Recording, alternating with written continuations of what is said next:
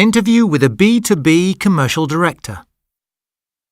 Can we begin with your job title and a little about what you do? Yes, I'm a commercial director and I work for a large pharmaceutical company. Our customers are doctors and pharmacies, so it's a B2B business. We don't sell to the end user. And you're responsible for sales in the whole country? Yes. Under me there are area managers who look after each region inside the country, and then below them are the medical reps who actually go round and visit the doctors. Good. I know that you have some ideas about sales management that have general interest. Yes. The first thing I want to say is that it's important to give your staff as much responsibility as possible. A commercial company has three main elements: products, internal processes and people. And in my opinion, people are the real critical success factor in modern business. OK, so how do you give your staff more responsibility?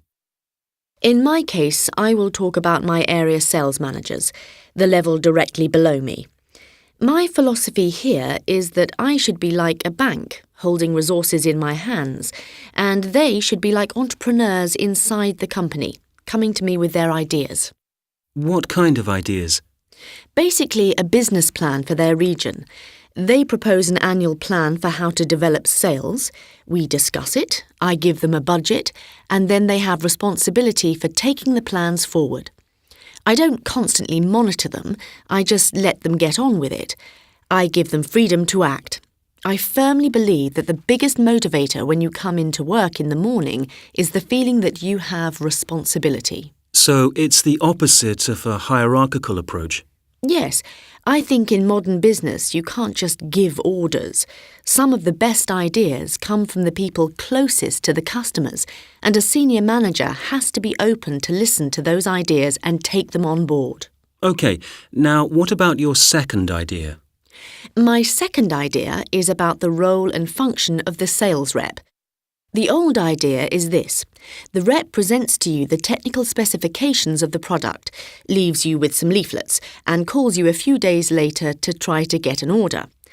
My philosophy is different. The rep should have an ongoing relationship with the client and be more like a consultant.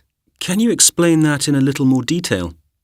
It means that the rep should focus more on the medical condition than on the product, so the pharmacist or doctor can call the rep at any time and ask questions, just to understand the illness, nothing to do with placing an order for a product.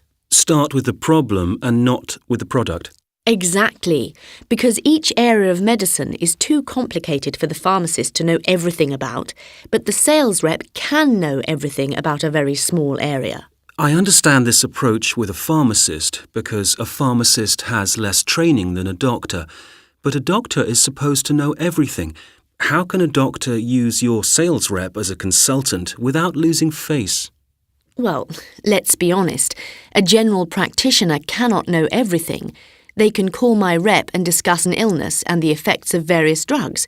It's like two professionals discussing together. There is no loss of face if the rep just provides information.